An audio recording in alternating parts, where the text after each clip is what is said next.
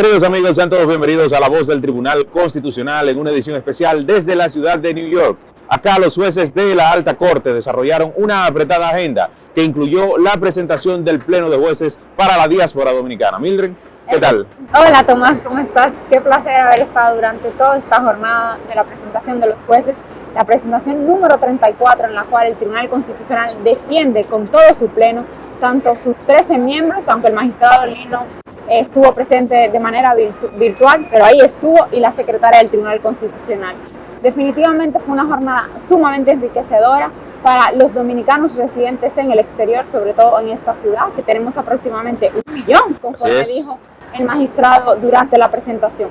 El magistrado presidente abordó el tema, la génesis del Tribunal Constitucional, la doble nacionalidad y las sentencias relativas a la diáspora. En este discurso, básicamente el magistrado se concentró en el recorrido de estos 11 años del Tribunal Constitucional, haciendo un gran énfasis en el tema de la nacionalidad en sentido general, esos derechos que se adquieren a partir de ese vínculo jurídico que hay entre un Estado y un individuo, pero también cuáles prerrogativas se adquieren con este derecho a la nacionalidad, y más aún importante, que la República Dominicana reconoce la doble nacionalidad. Esto significa que los dominicanos residentes en el exterior que adquieren otra nacionalidad tienen derecho a la nacionalidad dominicana, mantenerla, es decir, que permanece con ellos ese amor a la patria y esa identidad dominicana. Más allá solo del corazón, también se queda en su documento, es decir, acceso tanto a la cédula de identidad, pero también a un pasaporte, y ser plenamente dominicano con el goce y disfrute de todos sus derechos, pero también para cumplir sus deberes. Así es, y para que usted conozca más detalles sobre esta presentación y este discurso del magistrado presidente doctor Milton Ray Guevara, les invito a que se quede con nosotros y escuche a continuación su ponencia. Queridos amigos, compatriotas, como ustedes saben, el Tribunal Constitucional fue creado en el artículo 184 de la Constitución del 26 de enero de 2010, considerada la más avanzada de Iberoamérica. Sus primeros integrantes fuimos juramentados por el presidente de la República el 28 de diciembre de 2011, tras ser designado por el Consejo Nacional de la Magistratura. El 26 de enero de 2012, en el aula magna de nuestra Universidad Autónoma de Santo Domingo, se realizó la audiencia solemne de instalación y presentación formal ante el pueblo dominicano. Tenemos sede en Santo Domingo de Guzmán, pero podemos sesionar en cualquier otro lugar de la República Dominicana. El tribunal hizo un recorrido por toda la geografía nacional, 31 provincias, el Distrito Nacional y el Distrito Municipal de Verón, Punta Cana, para darle a conocer a nuestros ciudadanos la labor que hacía el tribunal. Por eso fue bautizado en Pedernales por un gran periodista, Carlos Julio Félix, como el tribunal que da la cara al pueblo, porque es el único tribunal en el mundo que se ha presentado en todos los municipios.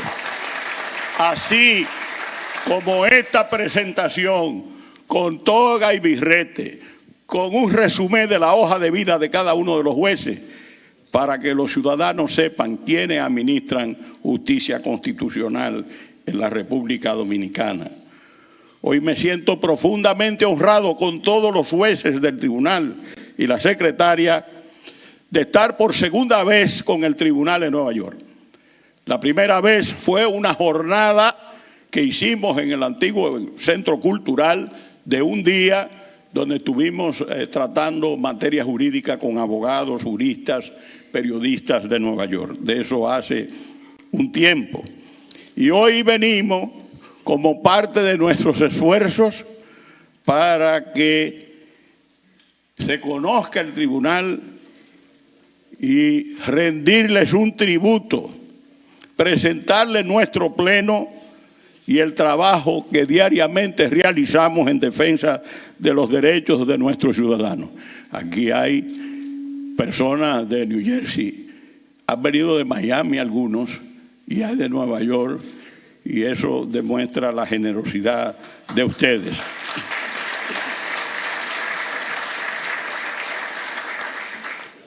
Los dominicanos somos el grupo latino más grande en las áreas metropolitanas de Nueva York.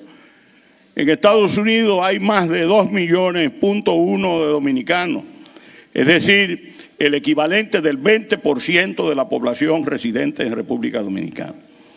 Solo en Nueva York, me decía don Adriano Espaillat el domingo en la noche, según los últimos datos del censo, los dominicanos somos alrededor de 1 millón. Los dominicanos que residen aquí no solo deben ser tomados en cuenta por el aporte de miles de millones de dólares que realizan a través de las remesas que envían cada año a nuestro país, sino porque constituyen verdaderos embajadores de la dominicanidad. El origen de la migración dominicana como fenómeno social de masas se remonta a la instauración y permanencia de la férrea dictadura de Trujillo, 31 años, y el ajusticiamiento del dictador el 30 de mayo de 1961. La Revolución de Abril e invasión norteamericana de 1965, la apertura de los Estados Unidos a los migrantes no europeos, el régimen de los 12 años de Joaquín Balaguer, el crecimiento poblacional y la crisis económica en la década de los 80. Todo proceso migratorio es un fenómeno histórico y social. Cuando una persona decide abandonar el lugar de su residencia habitual para establecerse en otro lugar desconocido, la decisión de emigrar no se justifica solamente en motivos psicológicos, sino que está conectada simultáneamente a condiciones que estimulan los mismos. La migración del dominicano tiene una finalidad esencial: progresar, consciente de que solamente por el trabajo honrado, apegado a las leyes, puede sentirse realizado y compartir el progreso con sus familiares de aquí y de allá. El deseo de volver algún día a casa se define como la expresión del amor que tiene el dominicano por su país. El concepto de dominicanidad nació de un sincretismo racial y ha sido moldeado en la conciencia de los dominicanos. Es un orgullo para los dominicanos hablar de la dominicanidad, porque ello constituye una expresión de su identidad. Decía Juan Bosch, a propósito de la batalla del 30 de marzo de 1844, elogiando a Santiago de los Caballeros, cito: una patria no es una simple suma de hombres. Una patria es un cuerpo con un solo sentimiento, con un mismo pensamiento. Nos enorgullece comprobar el deseo de superación de ustedes en el ámbito de su formación profesional. El porcentaje de dominicanos en Estados Unidos con un título universitario o superior ha aumentado sensiblemente en las 2 últimas décadas. Si en el año 2000 apenas el 10.4 eran profesionales, en el 2010 ya alcanzaban el 14.4, una tasa que creció hasta el 17.6 en 2019. Luego de más de 60 años de migración, ustedes han logrado colocarse en lugares destacados del firmamento político, artístico, deportivo, social, educativo, comunitario y empresarial en Estados Unidos. No es necesario mencionar un nombre en específico. Hoy son muchos las dominicanas y dominicanos que contribuyen con la sociedad en importantes posiciones públicas que generan empleos y aportan a la economía desde diversos ámbitos. ¿Cuál es la importancia del Tribunal Constitucional a propósito de su génesis? La historia dominicana está preñada de sentimientos y prácticas autoritarias. La existencia de dictaduras y de tiranía fue generando una cultura que se apartó de los principios democráticos que están en la base de sustentación de la creación de la República el 27 de febrero del año de 1844. Entonces, para cubrir ese déficit, de cultura constitucional, de respeto a los derechos fundamentales, de formación educativa de nuestro pueblo, era necesario crear las condiciones para que el pueblo dominicano se alimentase de la Biblia institucional nuestra, que es la Constitución.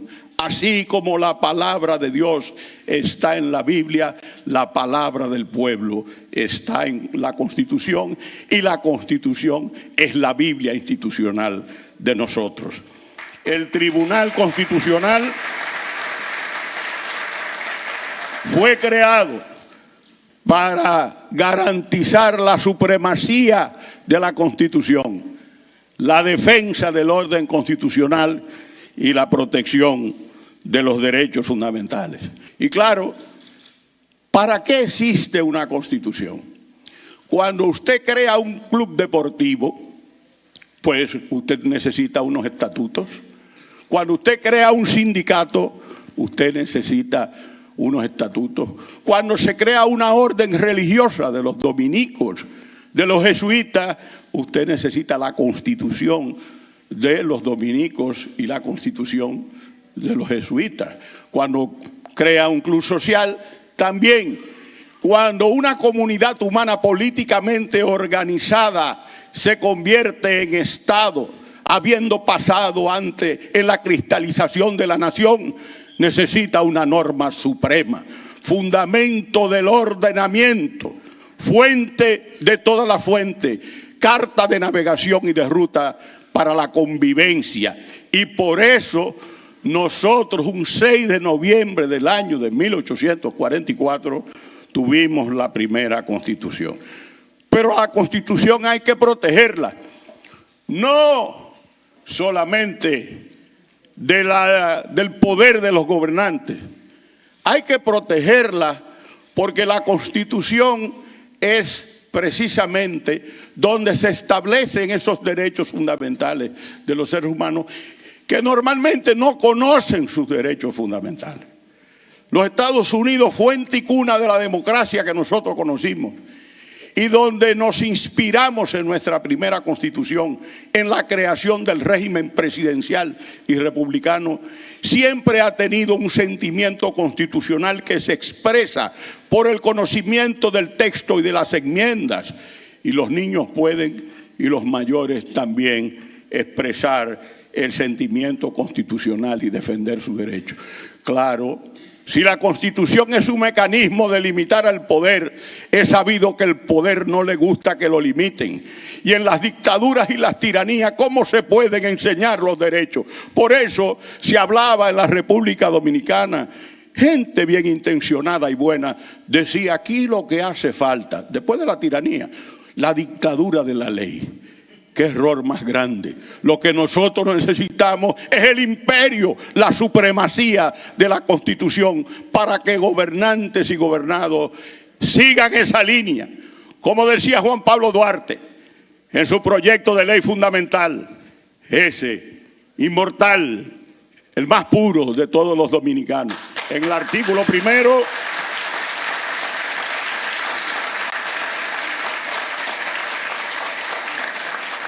en el artículo primero de su proyecto de ley fundamental, decía, la ley es la regla a la que deben acomodar todos sus actos, así los gobernados y así los gobernantes.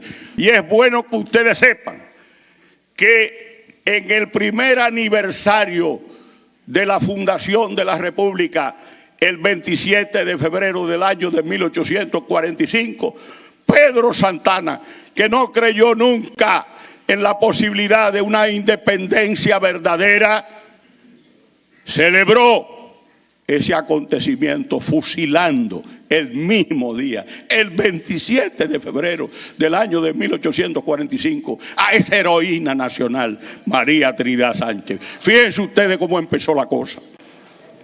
Y lógicamente, eso nos llevaba desde la propia Constitución del año de 1844, inspirada en gran medida por la Constitución norteamericana de septiembre de 1787, la primera constitución escrita del mundo, ese constituyente que en sentido general establecía una constitución liberal que sencillamente fue secuestrada por ese artículo 210.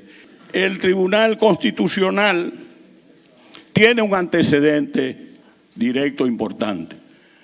Es que el 14 de agosto del año de 1994, para poner término a la crisis del fraude electoral que se practicó en mayo de ese año, hubo una reforma constitucional. Y en esa reforma constitucional se le otorgó a la Suprema Corte de Justicia la facultad de conocer de la inconstitucionalidad de las leyes, reglamentos, decretos, ordenanzas y resoluciones, sin tener que estar frente a una controversia entre partes, que es el control difuso, que nace en los Estados Unidos con la sentencia Marbury versus Madison, y que el primer país que adopta en el mundo el sistema del control difuso heredado de los Estados Unidos es la República Dominicana, como lo expresa el profesor francés Michel Froment en su libro La Justice Constitutionnelle dans le Monde. Ya con ese precedente de que la Suprema Corte de Justicia podía conocer en única instancia de la constitucionalidad de las leyes, a instancia del Poder Ejecutivo, de uno de los presidentes de las cámaras del Congreso Nacional o de parte interesada, en la Constitución del 26 de enero de 2010 aparece el Tribunal Constitucional. Y en el artículo 185, numeral 1, se dice: el Tribunal Constitucional será competente para conocer en única instancia las acciones directas de inconstitucionalidad contra las leyes, decretos, reglamentos, resoluciones y ordenanzas, a instancia del presidente de la República, de una tercera parte de los diputados o de los senadores y de cualquier persona con interés legítimo y jurídicamente protegido. Es bueno que ustedes sepan que este Tribunal Constitucional definió con mayor amplitud que la Suprema Corte de Justicia lo que daba entrada a los ciudadanos, a la mayor parte de los ciudadanos, en la posibilidad de incoar acciones directas. Y es que en la sentencia 345 del 19, que conocemos como Renay, abrió las puertas de la acción directa a todos los ciudadanos. Es decir, para que ustedes sepan que ustedes tienen un arma importante ahí, todos los ciudadanos, las personas físicas que gozan del pleno ejercicio de sus derechos de ciudadanía, se presumen portadoras de un interés legítimo y jurídicamente protegido para interponer acciones directas de inconstitucionalidad. Ustedes, queridas y queridos compatriotas, gozan de los derechos, muchos, la gran mayoría de ciudadanía dominicana, pueden someter una acción directa de inconstitucionalidad contra cualquier norma que consideren que violenta la Constitución. A la fecha, desde su instalación, el 26 de enero de 2012, el tribunal ha emitido un total de unas 6.300 decisiones, pero de ellas 719 en materia de acción directa. El Tribunal Constitucional es el garante máximo de respeto a la Constitución. Lo he dicho muchas veces, una democracia sin justicia constitucional es como una primavera sin flores. Y el artículo 7º de la Constitución de la República expresamente señala que ya tenemos la proclamación de un Estado social y democrático de derecho.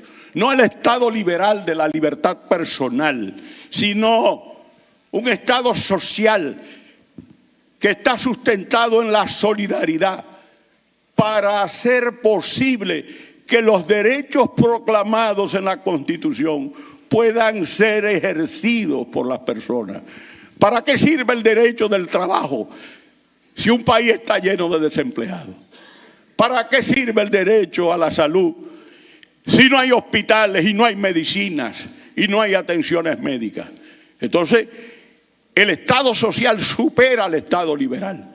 Ya no se trata de proteger la libertad de asociación, el libre tránsito, la libertad de conciencia, no. Hay que buscar la dignidad del ser humano. Y por eso ese artículo 7 dice que la República Dominicana está fundada en el respeto de la dignidad humana, los derechos fundamentales, el trabajo, la soberanía popular y la separación e independencia de todos los poderes públicos. Este artículo señala el camino hacia la felicidad tan anhelada por el pueblo dominicano. Pero este artículo no puede ser una simple declaración de buenas intenciones, sino el camino permanente hacia la libertad y la democracia con justicia social y solidaridad. Debe tener el mismo efecto inspirador que la Declaración de Independencia de los Estados Unidos, en que se afirma en que todos los hombres son creados iguales y que tienen derechos inalienables, entre ellos la vida, la libertad y la búsqueda de la felicidad. La búsqueda de la felicidad constitucional. Por eso yo les hago un llamado para que ustedes, dominicanos residentes en el exterior, conozcan, amen y respeten su Constitución como alameda virtuosa que conduce a la prosperidad, al progreso, a la justicia y a la felicidad constitucional. Nosotros tenemos 11 años de lucha titánica para tratar de crear las condiciones que permitan al pueblo dominicano precisamente beneficiarse de las disposiciones constitucionales. El tribunal se ha legitimado en el corazón de los dominicanos y dominicanas. Ahora, cuando alguien tiene dificultades, dice, nos vemos en el constitucional. Y entonces, la mejor forma de rendir culto y honrar la Constitución es observándola y velando de manera permanente por el estricto cumplimiento de su mandato. El tribunal ha recibido 7.662 expedientes, de los cuales han sido dictado un total de más de 6.300 sentencias. Pero esas decisiones han impactado en la vida de los ciudadanos dominicanos. Y yo quiero mencionarles rápidamente, así como a título de titulares, algunas sentencias importantes para que ustedes sepan.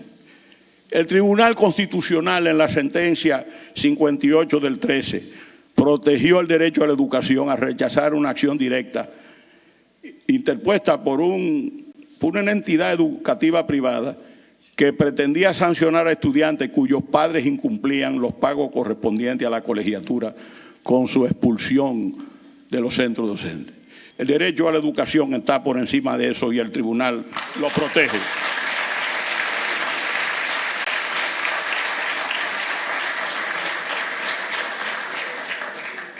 Fíjense ustedes, querían cambiar las letras del himno nacional.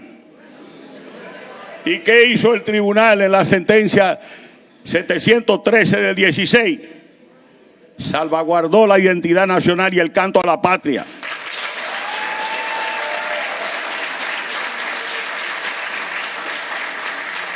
Al determinar que la disposición constitucional que establece el himno nacional es una especie de cláusula inmutable o pétrea que impide cualquier modificación a su letra y a su música.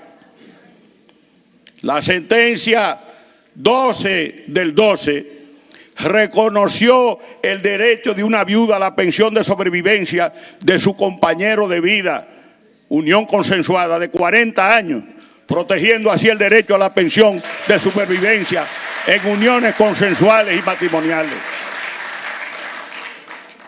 El Tribunal Constitucional, en la sentencia 167-13, defendió el derecho fundamental al medio ambiente sano cuando se pronunció sobre la absoluta necesidad de preservarlo para garantizar la seguridad y la subsistencia de los dominicanos en ocasión de la explotación de minerales por una empresa extranjera en Loma Miranda, una área protegida de la provincia de La Vega.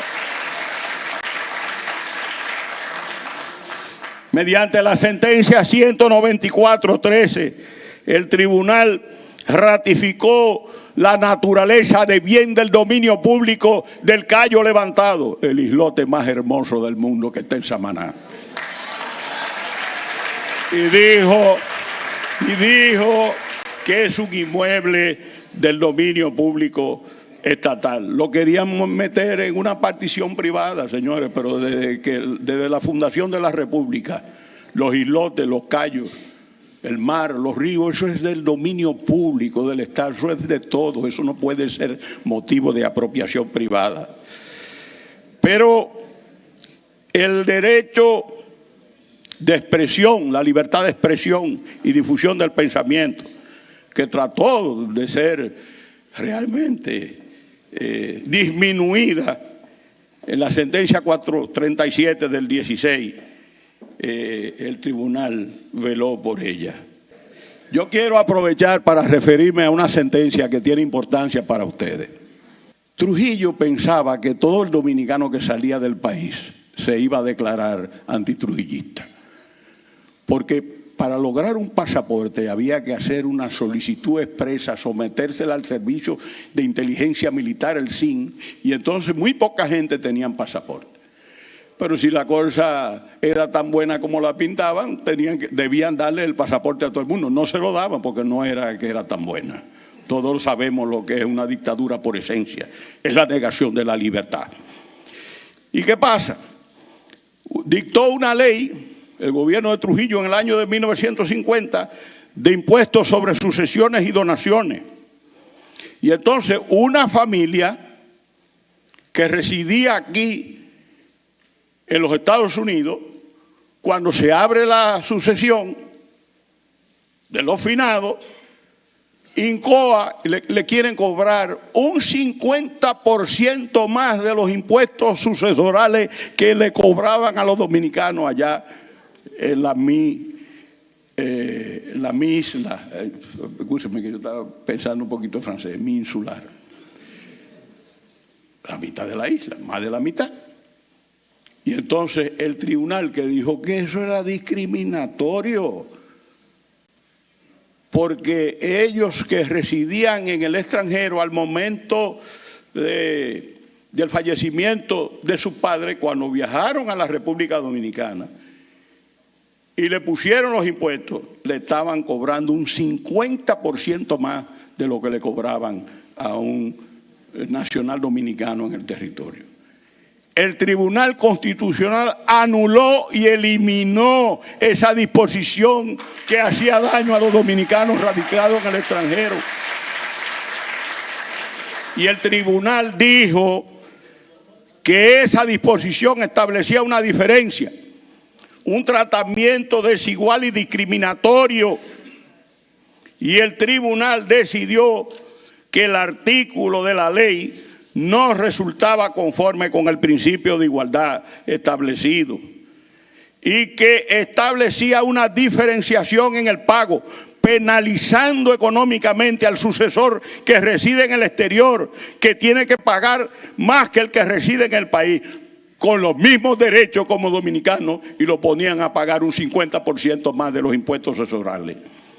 El tribunal fue más lejos y ordenó a la Dirección General de Impuestos Internos el reembolso única y exclusivamente a favor de los accionantes de la suma pagada por concepto de recargo del 50% adicional del impuesto sucesoral que por su condición de dominicanos residentes en el exterior tuvieron que pagar.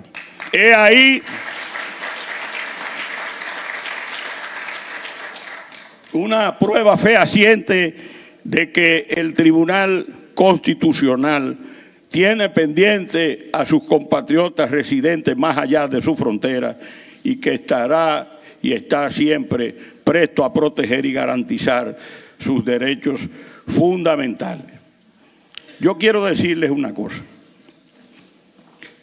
Una de las cuestiones de las que yo he hablado aquí ha sido que el tribunal ha preservado la nacionalidad dominicana.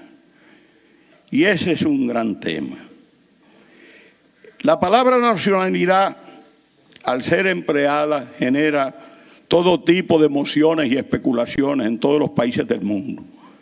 Desde hace largos años genera aún más controversia si en una misma oración se lee nacionalidad y República Dominicana.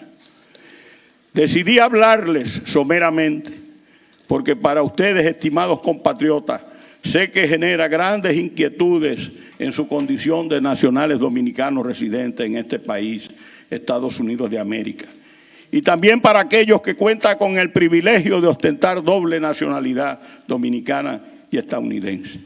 Por lo tanto, partiré del concepto de nacionalidad transitando por los métodos de adquisición rápidamente enunciados de la nacionalidad y su estrecha relación con el goce y disfrute de otros derechos. El concepto de nacionalidad es un concepto que la definición que más me gusta a mí desde que la leí como estudiante en la licenciatura del profesor Niboyer es que la nacionalidad es el vínculo jurídico y político que une a un individuo, a un ciudadano con el Estado. Y naturalmente, como decía Renan, un gran pensador francés, la nación es un alma, un principio espiritual, dos cosas que no forman sino una. A decir verdad, constituyen esta alma, este principio espiritual. Una está en el pasado, la otra en el presente. Una es la posesión de un rico legado de recuerdos. La otra es consentimiento actual, el deseo de vivir juntos, la voluntad de continuar haciendo valer la herencia que se ha recibido indivisa. El hombre, señores, no se improvisa. La nación como el individuo es el resultado de un largo pasado de esfuerzo, de sacrificio y de desvelo. Y en la República Dominicana, cuando surge por primera vez la idea de la nacionalidad, como dice uno que fue mi profesor y que todavía está ahí, muy bien, el profesor Juan Jorge García, es cuando en el Estado independiente, lo que se llamó la independencia efímera del 1 de diciembre del año de 1821 de José Núñez de Cáceres, se dijo: son ciudadanos del Estado independiente de la parte española de Haití todos los hombres libres de cualquier color y religión que sean nacidos en nuestro territorio o aunque lo sean en país extranjero, si llevaren 3 años de residencia o fueren casados con mujer natural. Y yo quiero decirles que definitivamente en la Declaración Universal de los Derechos Humanos, en su artículo 15, se establece que toda persona tiene derecho a una nacionalidad y a que a nadie se privará arbitrariamente de su nacionalidad ni del derecho a cambiar de su nacionalidad. Ahora, la nacionalidad es un derecho que concluye la destacada jurista argentina, recién electa para formar parte del Comité de los Derechos del Niño, Mari Belov, que esa nacionalidad tiene 3 integrantes, 3 elementos. El derecho a adquirir una nacionalidad, el derecho a no ser privado arbitrariamente de ella y el derecho a cambiarla. Ahora bien, ¿qué dice ella? Es el Estado el único que puede decidir, es el que tiene la potestad de apreciar en qué medida se puede otorgar y valorar las condiciones para dar la nacionalidad. En otras palabras, se tiene derecho a una nacionalidad, pero no a la que usted elija, sino a aquella que la Constitución y las leyes de un país le otorgan. Se trata de un acto de soberanía. Usted no puede ir a un supermercado y decir: yo compro la nacionalidad francesa. No, es el Estado francés el que dice en su Constitución cómo usted puede ser francés. Ahora, el Estado dominicano ha tenido un sistema mixto, siempre. El jus sanguinis, que es la nacionalidad por el derecho de la sangre, y el jus soli, que es por el suelo. Y lo ha combinado. Y en la reforma de 2010, en el artículo 18, el constituyente puso de manifiesto el predominio de la nacionalidad de origen por el jus sanguinis, porque en el artículo 18, numeral primero, se dice, cito, son dominicanas y dominicanos los hijos e hijas de madre o padre dominicano, no importa dónde nazcan. En el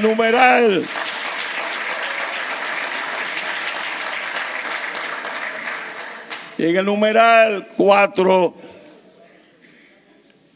se reconoce la potestad de los hijos e hijas de dominicanos nacidos en el extranjero de que una vez adquieran la mayoría de edad puedan de manera voluntaria asumir la doble nacionalidad o renunciar a una de ellas. Y en el numeral 6 se dice que se reconoce como dominicanos a los descendientes directos de los dominicanos residentes en el exterior. Si un dominicano tiene una hija en Lituania, en Ucrania, en Rusia, en África del Sur, con una rusa, con una ucraniana, con un africano del sur, ese muchacho es dominicano porque tiene la sangre de dominicano. Entonces, el Estado dominicano nunca le ha negado la nacionalidad a sus hijos. Al contrario, le ha abierto las puertas ahora, después de la reforma del 14 de agosto de 1994, para que puedan disfrutar de la nacionalidad dominicana. Y es bueno que ustedes sepan que en el artículo 18, en el numeral 13, dice, son dominicanas y dominicanas o dominicanos las personas nacidas en territorio nacional, con excepción de los hijos e hijas de extranjeros miembros de delegaciones diplomáticas y consulares, de extranjeros que se hallen en tránsito o residan ilegalmente en territorio dominicano.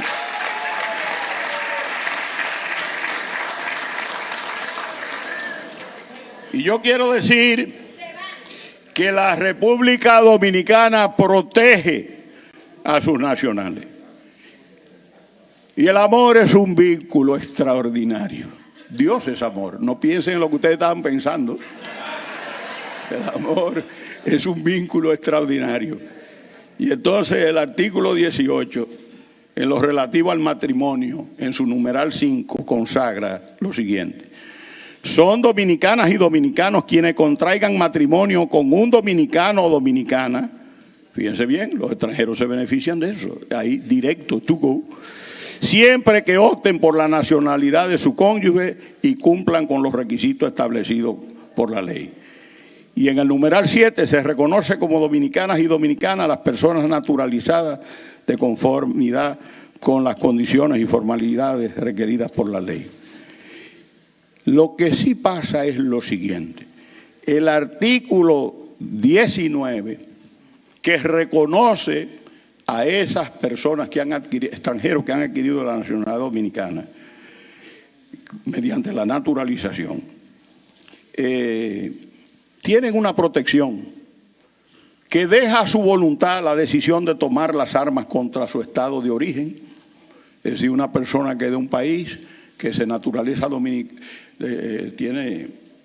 se ha naturalizado dominicano, Dios nos libre, que la República Dominicana, gracias a Dios, que no está en guerra con nadie, pues naturalmente diga, hay que llamar a la gente a las armas, y entonces en ese caso, si es contra el país del cual procede quien se naturalizó, se dice que deja a su voluntad la decisión de tomar las armas contra su estado de origen.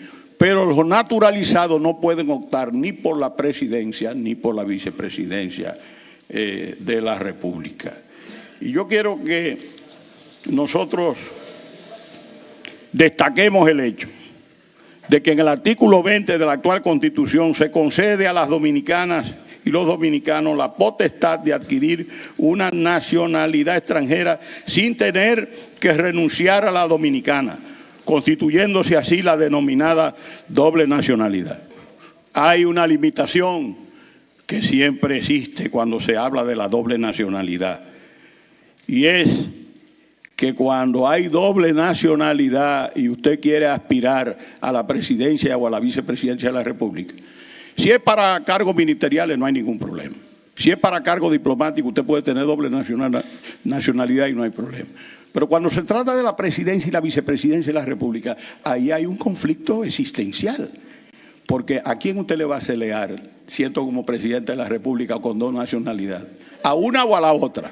Entonces, en la doctrina se dice muy claramente, y lo dice en este caso, en el artículo 20 de la Constitución, si usted tiene doble nacionalidad, tiene que renunciar a la segunda, que no es la dominicana, 10 años previos a las aspiraciones y con 10 años de residencia del país antes de las elecciones. Ahora, a ustedes les interesa saber cuáles son los derechos, porque me han hecho la pregunta, ¿cuál es la ventaja de yo tener doble nacionalidad? Que ustedes van a tener doble protección, la protección del Estado dominicano y la protección del Estado de su segunda nacionalidad. Y ustedes van a disfrutar como dominicanos de los derechos ciudadanos, los derechos civiles y políticos, los derechos económicos, sociales, cultural, deportivos y del medio ambiente. El Estado tiene el derecho y el deber de protegerle haciendo uso de su competencia personal. Y, en primer lugar, ¿qué pasa? Pues tienen el reconocimiento de los derechos políticos, ejercer el derecho al voto, elegir y ser elegido. Pueden representar a la comunidad en el exterior, en la Cámara de Diputados. Hay 7 diputadas o diputados elegidos en representación de la comunidad en el exterior. Otro efecto de la doble nacionalidad es el derecho para desempeñar funciones públicas sin renunciar a la nacionalidad adquirida.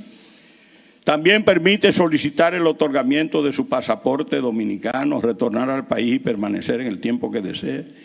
Gozar de protección diplomática cuando sus derechos sean lesionados en el país extranjero. Además, hay otra sentencia del Tribunal Constitucional poco conocida. Y nosotros tenemos que cacarear los huevos. Hay una sentencia del tribunal que es la 602 del 18 que dice claramente que los dominicanos con doble nacionalidad no están obligados a proveerse de una tarjeta de turismo para ingresar al territorio nacional. Para que ustedes lo sepan. Y eso no lo comentan mucho. Y a veces otros se llevan el mérito y quieren decir, no, eso fue el Tribunal Constitucional en la sentencia, oigan bien, 602 del 18. Ahora bien, no basta que usted diga yo tengo la doble nacionalidad, lo que dice la sentencia es que usted tiene que demostrar con el pasaporte de su hijo o en un pasaporte colectivo que efectivamente es hijo suyo o con otro documento oficial, no solamente el pasaporte, susceptible de demostrar esa cualidad. Yo voy a hacer un pequeño apartado, y conoceréis la verdad, y la verdad os hará libre. La sentencia más criticada y menos leída que ha tenido el Tribunal Constitucional es la 168.3. Miren, el tribunal no se inventó ese expediente. Ese expediente fue una instancia depositada en la Cámara Civil y Comercial del Juzgado de Primera Instancia de Monteplata el 30 de julio de 2012 y fue recibido en la Secretaría del Tribunal el 4 de septiembre de 2012. En la Constitución del 20 de junio de 1929, que se excluía de la nacionalidad dominicana por el jus soli a los hijos e hijas nacidos en el país de padres extranjeros en tránsito. Y eso lo reprodujo la Constitución del 28 de noviembre, todas las otras, pero la del 28 de noviembre del año de 1966, que fue la que se le aplicó al caso. Y por eso yo debo decirle que el tribunal adoptó esa decisión cumpliendo el mandato que le da la Constitución. No fue una decisión tomada por sentimientos inhumanos como el racismo, la discriminación o colocar a nadie en una situación vulnerable. No hay apátridas en la República Dominicana producto de la sentencia 168-13. Si alguien tiene alguna duda, les invito a leer la recién publicada obra del magistrado Víctor Joaquín Castellano y Dulce María Vargas Corona, la profesora que yo mencioné, sobre la improcedencia de las principales objeciones a esa sentencia. Esa categoría de extranjeros en tránsito fue introducida por la Constitución de 1908 y figura ininterrumpidamente en todas las constituciones dominicanas desde ese momento. O sea, desde hace casi un siglo. En la de 1934, en la del 42, en la del 47, en la del 55, en la del 59, en las dos del 60, junio y diciembre del 60, en la del 61, en la del 62, en la del 63, que fue la primera constitución social de la República Dominicana, donde se dijo que la República Dominicana descansaba fundamentalmente en el trabajo y no en el capital. Y eso sirvió para que dijeran que era una constitución comunista.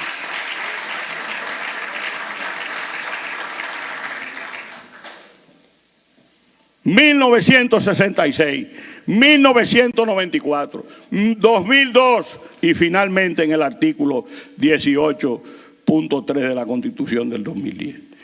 Ahora, ¿cuál fue el primer tribunal de la República Dominicana que dijo eso claramente en los últimos años?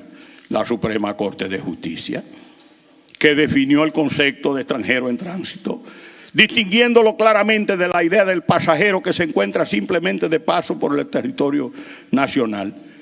Y para no ir muy lejos, para que ustedes sepan, para que ustedes conozcan la verdad,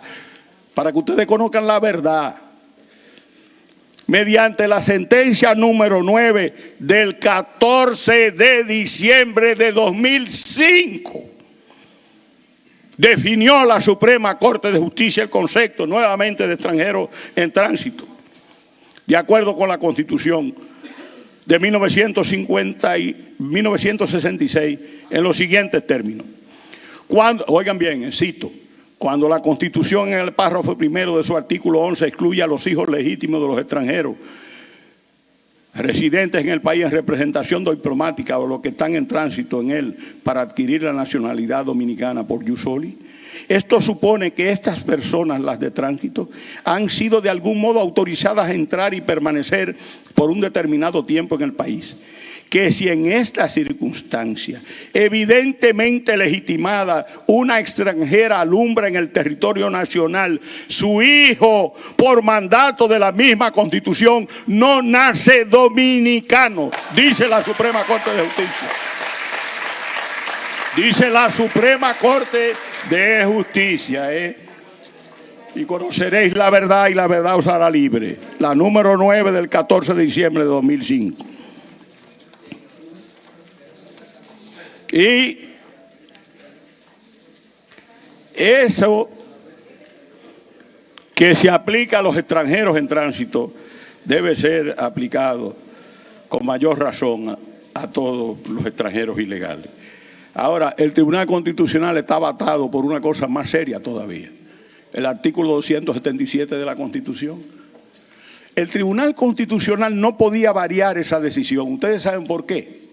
Porque el 277 le prohibió al Tribunal Constitucional decidir cuestiones que habían sido decididas por la Suprema Corte de Justicia en funciones de control concentrado antes de la publicación de la Constitución del 26 de enero de 2010. Y oigan, esto fue un candado. Y el artículo 277 de la Constitución dice: todas las decisiones judiciales que hayan adquirido la autoridad de la cosa irrevocablemente juzgada, especialmente las dictadas en ejercicio del control directo de la constitucionalidad por la Suprema Corte de Justicia hasta el momento de la proclamación de la presente Constitución, no podrán ser examinadas por el Tribunal Constitucional y las posteriores estarán sujetas al procedimiento que determine la ley que rija la materia. En consecuencia, Los extranjeros en tránsito no constituyen una nueva categoría migratoria introducida por el Tribunal Constitucional, sino que resulta de la aplicación inevitable de la letra y el espíritu de la Constitución adecuadamente concretizada por el legislador y la jurisprudencia.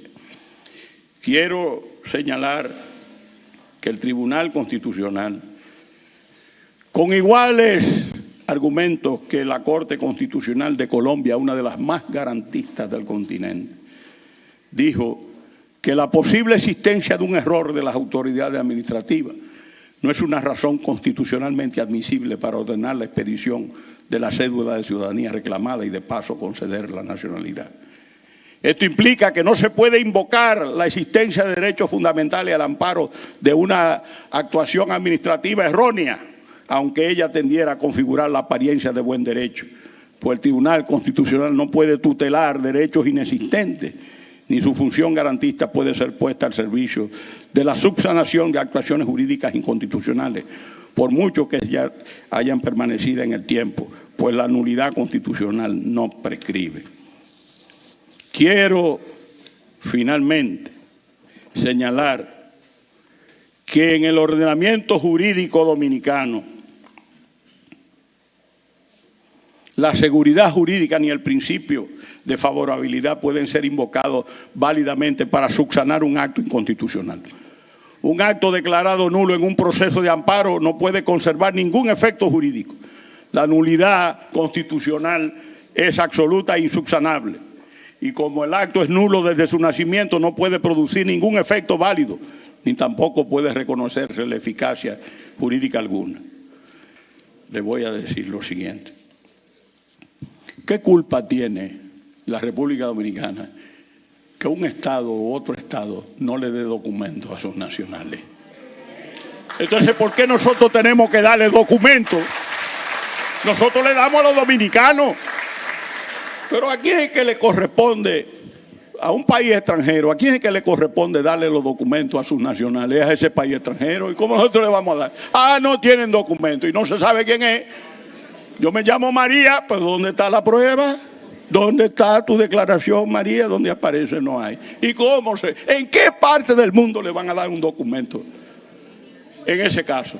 Entonces el plan de regularización, que es una buena medida, que lo mandaba la ley de inmigración y que es el tribunal el que dice apliquen la ley que ustedes nunca la han aplicado, pues naturalmente no podía hacer más en ese sentido. Queridos compatriotas, señoras y señores, ustedes son indudablemente un motivo de orgullo de los dominicanos que residimos en el territorio insular. Y son un ejemplo de superación, amor al trabajo, generosidad y amor a la patria. Tengan presente, se lo digo de todo corazón, ya este anciano que ha disfrutado de la vida plenamente con la gracia de Dios y la bendición de Dios, tengan presente siempre que nosotros reconocemos todos los sacrificios y desvelos que ustedes realizan por los suyos, que son los nuestros. Aquí en esta cuna de la democracia, el corazón de los dominicanos sigue latiendo con ritmo acelerado, teniendo presente el sacrificio y el heroísmo que desde la fundación de la Trinitaria el 16 de julio de 1838, la declaración de independencia del 27 de febrero de 1844, han consentido los héroes y heroínas Juan Pablo Duarte, Francisco de Rosario Sánchez, Mella, María Trinidad Sánchez, Duvergé, Luz Perón, los héroes de la Barranquita, las hermanas Mirabal, los héroes del 14 de junio de 1959, los héroes del 30 de mayo de 1961 y los combatientes constitucionalistas de la Guerra Patria de 1965. Queridos compatriotas, queridos hermanos que residen aquí, que son orgullo y ejemplo de dominicanidad, en nombre del Tribunal Constitucional, en el mío propio y de todos los dominicanos, pido al Altísimo que a cada uno de ustedes le colme de abundantes bendiciones y le doy gracias como dominicano a ustedes por su contribución permanente al progreso, a la prosperidad y al bienestar social de nuestro pueblo. ¡Viva Juan Pablo Duarte! ¡Viva la República Dominicana! ¡Vivan los padres de la patria! ¡Viva la comunidad de dominicanos residentes en el exterior! Muchas gracias. Como han podido escuchar y ver durante la ponencia del magistrado presidente, el doctor Milton Ray Guevara, en esta presentación del Pleno del Tribunal Constitucional en la ciudad de New York, ampliamente ovacionada por los presentes, Tomás, sobre todo cuando abordó el recorrido del Tribunal Constitucional y las grandes conquistas en la protección de derechos fundamentales, tanto para los dominicanos que vivimos en el territorio dominicano, pero también para estos que viven en el exterior y que hemos protegido a través de varias sentencias desde 2012 hasta 2018, que es donde están las más significativas para los dominicanos que viven en el exterior. Esperamos hayan disfrutado de esta gran conferencia. Así es, y también recuerde que no solo los magistrados del Tribunal Constitucional agotaron esta presentación de jueces, hubo toda una agenda que vamos a estar viendo con ustedes la próxima semana acá en La Voz del Tribunal Constitucional. Así que les invito a que nos acompañen. Hasta la próxima.